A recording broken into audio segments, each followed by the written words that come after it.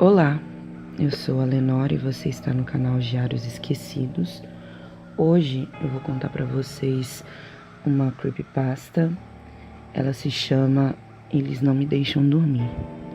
Se você gostar, eu já peço que deixe seu joinha, faça um comentário, me ajude a sair do flop e vamos lá. Eles não me deixam dormir. Sim, eu sei que histórias que envolvem paralisia do sono são constantes e muita gente pensa que se tratam apenas de construções de mentes inquietas e com distúrbios para dormir.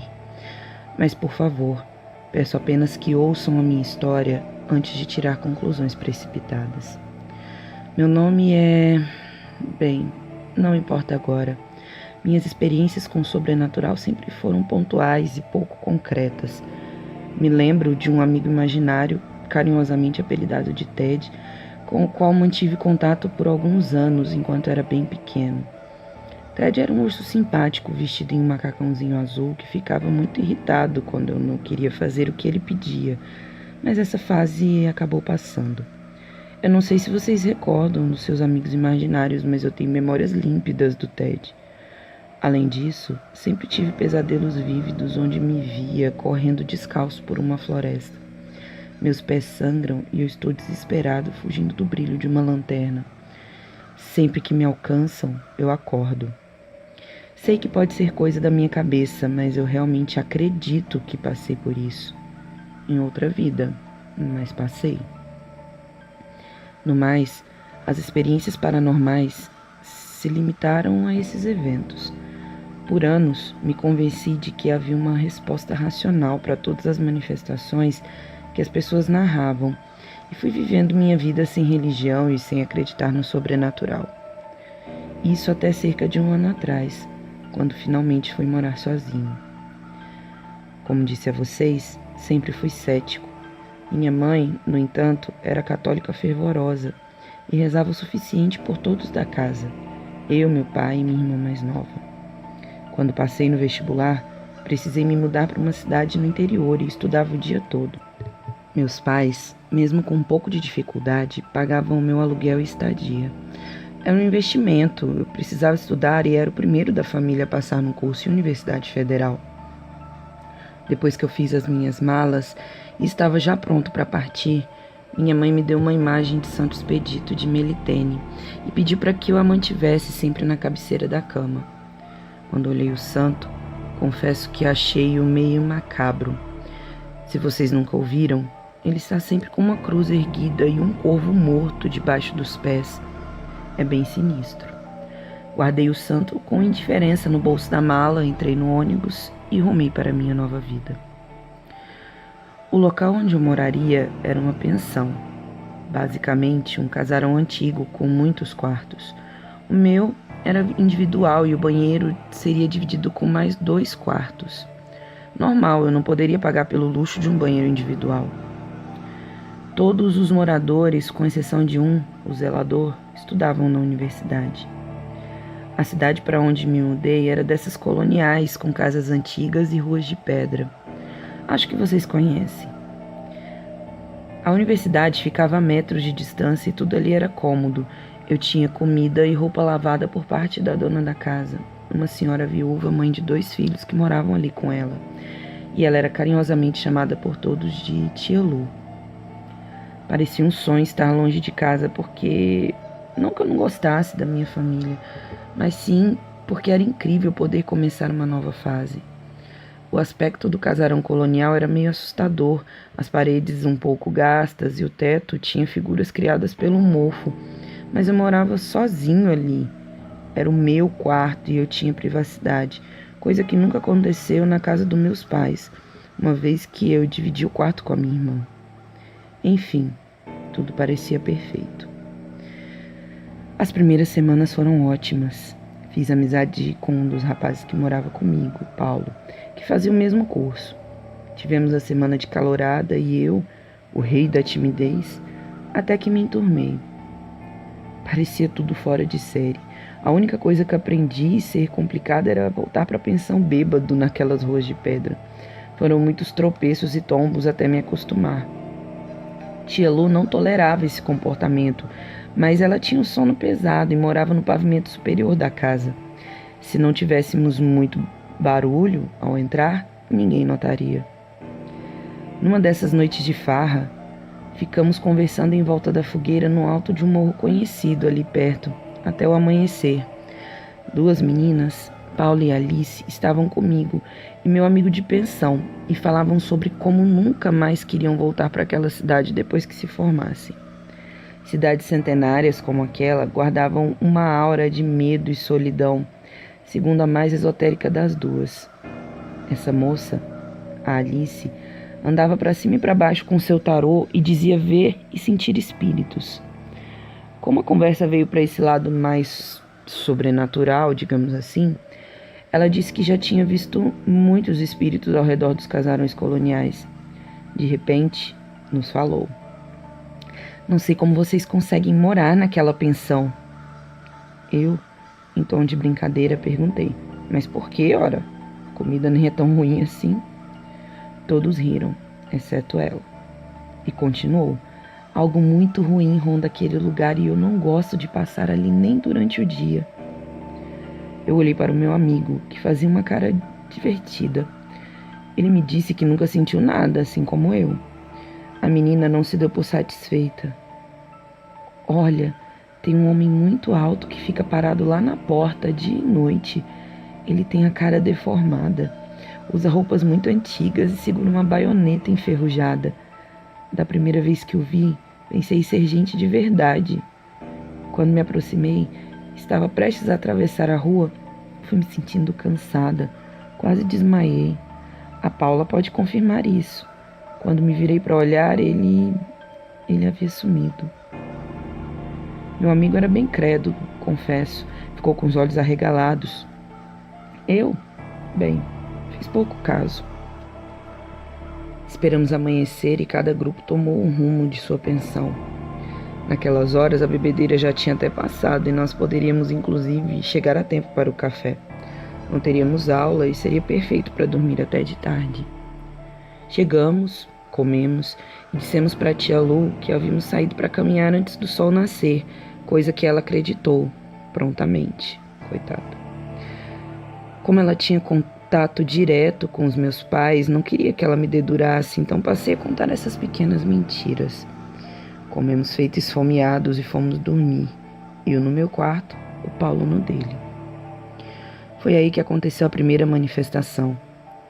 Enquanto eu dormia pesado, ouvi um barulho no trinco da porta. Olhei atento, já pronto para dizer que aquele quarto estava ocupado. Em uma casa com tantas pessoas, era possível que alguém tivesse errado seu dormitório. Mas eu estava paralisado. A pessoa conseguiu abrir a porta. Era uma menina. O mais terrível de tudo era que essa garotinha tinha os tons de pele em preto e branco, sabem? Como nas fotos antigas. Vestia um vestido que parecia ser branco com uma fita nos cabelos cacheados. Seu rosto era pálido e ela emitia barulhos de riso, porém, sem mudar a expressão de seu rosto. Era simplesmente impossível que aquilo fosse real. Entrou bem tímida no quarto, veio andando para perto da minha cama, mas parou. De repente, ouvi os seus sapatinhos baterem contra o piso. Ela estava dançando ali na minha frente. Foi terrível. Ela parecia iluminada pela luz da lua, mas a minha janela estava fechada. Não podemos nos esquecer também que estava de dia. Quem já teve paralisia do sono sabe, não conseguimos nos mexer e nem falar. Pensei que era melhor ver aquilo do que algo mais feio, sei lá. Então, como se tivesse ouvido meus pensamentos, a menina deu um salto e pulou nas minhas costas. Suas gargalhadas continuaram e agora o peso dela era insuportável. Quando estava quase sufocando, acordei. Não havia passado nem 2 horas desde que eu havia começado a dormir, mas não consegui pregar o olho. Estava de ressaca e cheio de medo. Resolvi levantar e ir ler um livro da faculdade para esperar o almoço. Paulo dormiu até por volta de 12:00. Naquela noite, por causa do sono, dormi pesado e tive novamente os pesadelos em que corria na floresta. A diferença dessa vez é que eu vi a garotinha em cima do galho de uma árvore olhando para mim enquanto eu corria. Atrás de mim vinha um homem enorme com uma baioneta enferrujada. Assim que acordei, só por precaução, coloquei o Santo Expedito na cômoda perto da cabeceira de minha cama. Sim, eu era cético, mas na hora do aperto a gente nem pensa, né? Passou-se uma semana sem mais pesadelos ou aparições, até aquela noite. Novamente havia bebido e foi me deitar já meio alto. Mal tirei os sapatos, me joguei na cama e dormi profundamente. Foi aí que, de repente, veio a paralisia, o barulho na porta e a bendita luz da lua. Era aquela menina novamente. Dessa vez, ela não estava só. Trazia pela mão um garotinho que mal ficava em pé. Devia ter seus 2 anos de idade no máximo. Ele chorava muito, um choro estridente. Então a garota o colocou sentado na minha cama. Cheguei a sentir o colchão se afundando. Olhando para o garoto de rabo de olho, vi que a parte de trás de sua cabeça estava estourada. Será que havia levado um tiro? Meu Deus, que pânico! A menina dançava e ria, sem mover os lábios, até que se ouviu um barulho e pisadas bem altas do lado de fora. Ela pegou o garoto e se enfiaram debaixo da minha cama. Eu já nem tinha forças para rezar mais. Senti que estava para desmaiar quando a porta foi praticamente arrombada pelo homem alto que segurava uma baioneta. Ele entrou, se abaixou e puxou as crianças de debaixo da cama pelos cabelos. Tudo ali, na minha frente. Vi enquanto ele as levava para fora do quarto, segurando-as pelos pescoços como se fossem bichos. Quando ele cruzou a porta, acordei de novo. Comecei a chorar compulsivamente. Aquilo não poderia mais ser um sonho. Na cabeceira, a imagem de Santo Expedito estava sem a sua cruz. Somente muito tempo depois, percebi que as aparições se tornavam mais reais, sempre que eu bebia. Os dias foram se passando e eu senti que deveria ir a fundo naquela história. Fui bem franco com tia Lu. Disse a ela que estava tendo aqueles pesadelos e assim que ela me viu descrever os personagens, arregalou os olhos, mas desconversou. Me disse que precisava fazer o almoço e saiu, meio atabalhoada. Eu tinha certeza que ela sabia de alguma coisa. Tornei-me obcecado por saber a realidade. Como ela não falaria, me lembrei do zelador, o Sr. Manuel. Como eu nunca antes havia falado com ele, quando lhe dirigi a palavra, o homem até achou estranho.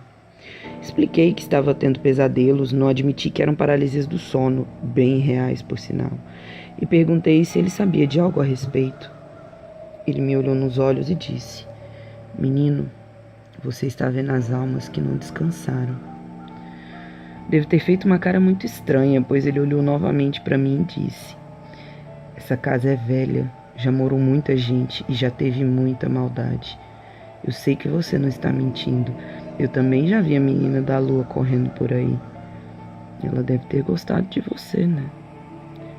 Como fiquei olhando para ele com cara de idiota, creio que ele se sentiu confortável para continuar. "Menino, aquele homem viveu aqui muitos anos atrás. Matou a mulher e as crianças porque pensou que estava sendo traído. Só uma criança escapou do massacre. O menino mais velho, que tomou um tiro de raspão e saiu correndo pelo matagal para pedir ajuda para os vizinhos. O pai o perseguiu, mas não conseguiu alcançá-lo. Quando o garoto voltou, então, com ajuda, achou todos mortos, inclusive o pai. Esse menino foi, por acaso, o bisavô da dona Lu." Aquela conversa tomou um rumo tão sinistro que resolvi sair dali. Disse que tinha uma aula e fui correndo para a faculdade. Mas não adiantava. Eu não conseguia mais me concentrar. Me senti vigiado. Perdi o sono. Passei a beber para fugir da realidade, mas sempre que eu bebia, eu já disse, tinha as visões com as crianças e o homem. Eles não me deixavam mais dormir. Eu fui perdendo a fome, o sono e me tornei um lixo humano. Me afastei de Paulo ao ponto que nós nem nos falávamos mais. A gota d'água para tia Lu foi um dia em que eu dormi na calçada da pensão por não ter coragem de entrar para dormir no quarto. Reprovei o semestre inteiro na faculdade. Parei de tomar banho e vivi assustado, encolhido pelos cantos. Tia Lu ligou para os meus pais e os obrigaram a vir me buscar. Desde então, estou de volta em minha casa e escrever essa carta é a única forma de expressar a minha dor. Eu já não durmo há 48 horas. Todas as vezes que desmaio de cansaço, eu vejo a menina diabólica e seu irmão Chorão me perseguindo em meus pesadelos. Desde que voltei para casa dos meus pais e me tornei a vergonha da família, nunca mais tinha visto o homem, mas hoje ele apareceu para mim. Não foi durante o sono, eu estava bem acordado e ele estava me olhando no canto do quarto. Sinto que tive algo a ver com aquela história. Os pesadelos que tive a vida toda passaram a fazer sentido. O maldito homem da baioneta teria sido meu pai? Ou eu estaria louco de vez? Meus pais vão me internar num maldito hospício, mas eu não estou louco. Sinto que ele voltou para terminar o serviço que deixou pela metade. Se você encontrar essa carta enrolada nesse santo quebrado, saiba que eu devo estar lobotomizado e jogado na sujeira de algum hospício fétido. Ou, quem sabe, eu nem esteja mais vivo. No fim, nada mais me importa. Eu só queria poder dormir. Eles não me deixam dormir. Bom, é isso. Eu espero que vocês tenham gostado dessa creepy. Eu mesmo escrevi. Por favor, deixem um like, um comentário para me ajudar a sair do flop. E é isso. Abraço e tchau, tchau.